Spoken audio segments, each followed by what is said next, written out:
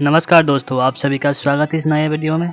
चलिए सुनते हैं नवनिर्वाचित प्रकाश सिंह पराइक जो कि राज्यसभा सांसद हैं, उन्होंने चाय बागान के लिए और चाय बागान के मजदूरों के लिए कौन सी आवाज़ उठाई। चलिए ध्यान से सुनते हैं उन्हीं की आवाज़ में। This stature, I think there should be quietness to the issue.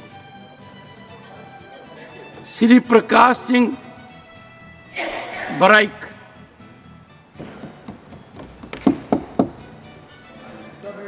It is the maiden speech of the honorable member. Sound हो जाएगा, ऑटोमेटिक हो जाएगा। धन्यवाद चेयरमैन साहब। मैं आज राष्ट्रपति के अभिभाषण पर धन्यवाद प्रस्ताव में अखिल भारत तृणमूल कांग्रेस की ओर से बोलने के लिए खड़ा हूं। मैं अपने राज्य पश्चिम बंगाल एवं पूरे देश की जनता की आवाज़ को बुलंद करने के लिए उपयोग करना चाहता हूं। अध्यक्ष महोदय, सबसे पहले मैं कहना चाहता हूं, महामहिम राष्ट्रपति महोदय ने जो संबोधन दिया जिसमें वर्तमान सरकार की नीति एवं कार्यों की तारीफ की गई, मुझे गर्व की अनुभूति होता है कि हमारे आदिवासी संप्रदाय के एक महिला जो राष्ट्रपति पद की शोभा बढ़ाती है। लेकिन मुझे कहने में अत्यंत दुख हो रहा है कि आदिवासी संप्रदाय के होने के बावजूद उनके संबोधन में एक भी आदिवासी समुदाय एवं उनकी समस्या का उल्लेखन नहीं हुआ है। यह वास्तविक दुखद है, क्योंकि मैं एक आदिवासी परिवार से ही आता हूं। मैं जब संसद परिसर में प्रवेश किया तो मुझे पहले जैसे अनुभव नहीं हुआ। Let him speak. हमारे स्वतंत्र सेनानी जो सभी के सेनानी के सभी मूर्तियों को किसी अन्य स्थान पर स्थानांतरित किया गया है, चाहे वो राष्ट्रपिता महात्मा गांधी की हो, चाहे भारत के संविधान निर्माता डॉक्टर भीमराव अंबेडकर की हो, चाहे धरती आबा भगवान वीर बिरसा मुंडा की हो, अन्य स्थान पर स्थानांतरित किया गया। वे केवल स्वतंत्र सेनानी नहीं बल्कि आदिवासी या भारत के सभी लोगों के अधिकार के लिए संघर्ष किए थे। हमारे वे भगवान हैं। पहले जब संसद परिसर पर आता था तो मुझे गर्व का अनुभव होता था। हमारे क्रांतिकारी के मूर्ति हर जगह थे, हमें उनकी दर्शन को मिलती थी, याद दिलाते थे हम यहाँ हैं तो क्यों हैं। पश्चिम बंगाल के माननीय मुख्यमंत्री आदिवासी समाज के लिए बहुत सारा काम किया। हमारे सरकार ने 2011 में सत्ता में आने के बाद आदिवासी कल्याण दफ्तर बनाया ताकि आदिवासियों की भलाई हो। सरकार ने की नीतियों से सरना एसटी कोर्ट के लिए जो प्रस्ताव आदिवासी समाज का था उनको केंद्र पे भेजा गया। बोलने दीजिए। उसको केंद्र पे भेजा गया एप्लीकेशन करने के लिए। आप बैठिए। मैं ऐसा एक क्षेत्र से आता हूँ महाशय। माननीय संजय सिंह जी आप भी चुप रहे और आप सब चुप रहे प्लीज। मैं ऐसा एक क्षेत्र से आता हूँ महाशय जो बंगाल के एक ऐसा क्षेत्र है जो चाय बागान से प्रसिद्ध है एवं एक चाय बागान का बेटा हूँ, खुद भी चाय श्रमिक हूँ। माननीय मुख्यमंत्री ममता दीदी के आशीर्वाद से ये बंगाल में बैठे नॉर्थ बंगाल के जितने भी चाय बागान, चाहे वो आदिवासी, राजवंशी, बोरो, टोटो, राभा, मेज, बंगाली, बिहारी, ये कम्युनिटी के बसवास है, उनका रिप्रेजेंट करने के लिए इस जगह पे मैं आया हूँ। पहले मुझे बोलने का मौका दीजिए। वहाँ दिन रात जो मेहनत करते हैं चाय बागान के मजदूर, जो चाय श्रमिक है, जो आदिवासी है, इस देश पे तो चाय की चर्चा होती है लेकिन चाय मजदूरों की चर्चा नहीं होती है जो चाय बनाते हैं। एक भी मजदूर की चर्चा नहीं होती है। सबसे पहले 1951 अमेंडमेंट एक्ट को चेंज कीजिए। 99% पॉपुलेशन जो चाय की प्रोडक्टिविटी करती है वो ट्राइबल एवं आदिवासी है। 11 स्टेट में चाय का प्रोडक्टिविटी होता है लेकिन चाय बागान के मजदूरों का हालत क्या देखे। आप कभी भी ये काम नहीं किए। चाय बागान का मजदूर का क्या अवस्था है ये आपको मालूम नहीं है, क्योंकि आप चाय बागान के नहीं हैं। मैं चाय बागान का वर्कर हूं, वहां का बेटा हूं, अधिकार है मुझको बोलने का। आज इस स्थिति में चाय बागान है जो केंद्र शासित 4 चाय बागान बानरहाट, चूनाभट्टी, न्यू डुअर्स एवं करबला टी स्टेट जो जलपाईगुड़ी जिला में आता है एवं पश्चिम बंगाल से रिलेटेड है, जो केंद्र सरकार चलाता है। ये चाय बागान अभी कई महीना से उनका पेमेंट रोका गया, प्रोविडेंट फंड रोका गया, ग्रेजुटी रोका गया, करोड़ों रुपया का बकाया पैसा रोका गया। किसने रोका? माननीय आप ही लोग ने रोका। एवं ये चाय बागान के मजदूर बेहोश होके NH-31 के में जाके धर्मघट पे बैठे हैं। इसके पहले भी हम लोग प्रोविडेंट फंड की आवाज उठाए, इसके पहले भी हम लोग PF की आवाज उठाए। जो मजदूर 250 रुपया की हाजिरा में काम करता है उसका 12% पैसा काट के PF ऑफिस में जमा किया जाता है। किसका ऑफिस है PF ऑफिस? केंद्र शासित का दफ्तर है। जो मजदूर 58 साल में रिटायरमेंट के बाद में ये दफ्तर उनका पैसा उनको नहीं मिलता है। मालूम है क्यों? आधार मैचिंग के लिए। एक चाय बागान का मजदूर जब प्लाकिंग करता है तो उनका हाथ छिल जाता है, आधार उसको एब्जॉर्ब करने नहीं सकता, आधार नहीं सकता। 58 साल के बाद में म्यूचुअल अंडरस्टैंडिंग करना चाहिए। चाय बागान का मजदूर को प्रोविडेंट फंड देना चाहिए एवं ग्रेजुटी देना चाहिए। ये मजदूर बहुत दुख कष्ट से हम लोगों को पढ़ाएं।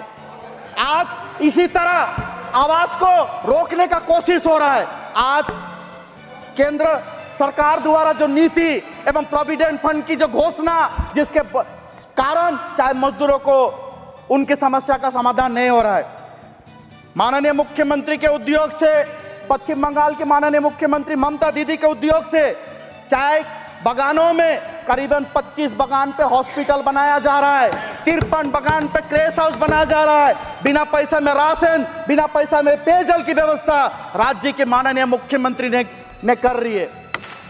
तो 1998 साल पंचायती राज जो चाय बागान पे हुआ, उसके बाद में सरकार हर काम राज्य सरकार कर रही है, लेकिन रिस्पॉन्सिबिलिटी केंद्र सरकार का भी है। सेंट्रल एक्साइज ड्यूटी बोलिए, बट टैक्स बोलिए, चाय केंद्र के पास भी टैक्स आता है। तो क्यों इस बागानों के लिए केंद्र सरकार कुछ नहीं करती? बागान जब बंद होता है आप लोग ऑब्लिगेशन लगाते हैं, हम लोग जाके उस बागान को खोलने का कोशिश करते हैं। आप सरकार की विफलता ही नहीं साबित करती।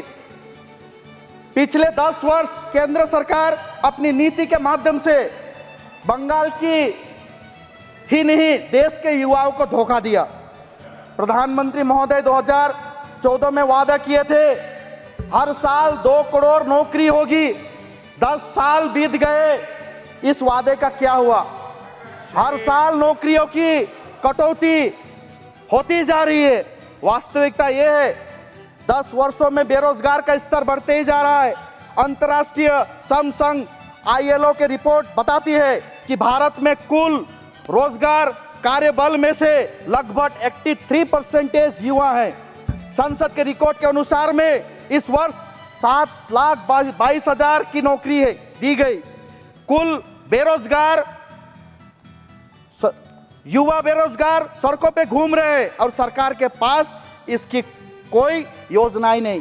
बेरोजगार के कारण युवा मानसिक तनाव के शिकार हो रहे हैं। वे अपने शिक्षा योग्यता के बावजूद अपने सपनों को स्वीकार करने नहीं पा रहे हैं।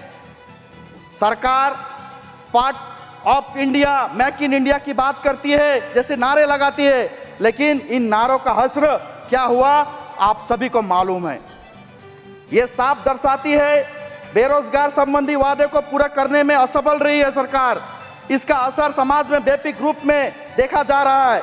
इस बेरोजगारी की वजह से युवाओं को आत्मविश्वास टूट रहा है। सरकार की नीतियों ने भारत शिक्षा प्रणाली को तहस नहस कर दिया। NET एवं UGC जैसे प्रमुख परीक्षार्थियों के प्रश्न पत्र लीक हो गए। लगभग 7 वर्षों में 70 बार ये लीक हुआ, इसका असर पूरे छात्र को देना पड़ रहा है एवं छात्रों को ही नहीं उनके माँ बाप को भी देना पड़ रहा है, क्योंकि उनका भविष्य उनका माँ बाप बनाता है। जो बच्चे दिन रात तैयारी करते हैं, अंत में पता चलता है पेपर लीक हो गया, ये उनके लिए सराहना है, पल होता है। उनके सालों की मेहनत सरकार ने की लापरवाही को से बर्बाद कर दिया। वह मेहनत सिर्फ बच्चों ही नहीं, उनके माँ बाप एवं परिवार के लोग भी करते हैं। अपने सपनों को आप ऐसे मत नोचिए, उनकी उड़ान को मत रोकिए। इन बच्चों का एक आंसू का हिसाब देना पड़ेगा आपको। एक आंसू की हुकूमत के लिए खतरा है। तुमने देखा नहीं आंखों का समुंदर होना। छात्रों को उन्हें अपने भविष्य के प्रति कोई आशा नहीं दिख रहा है। यह स्थिति अन्यथा चिंताजनक है। हमें इसे बदलने की ठोस कदम उठानी की जरूरत है। युवाओं को बिना देश विकास संभव नहीं। हमें यह सुनिश्चित करना होगा हमारे युवा पा सके एवं उचित शिक्षा पा सके, ताकि देश के विकास के लिए योगदान हो। सरकार ने बड़ी धूमधाम से वादे के साथ एनटीए का उद्घाटन किया।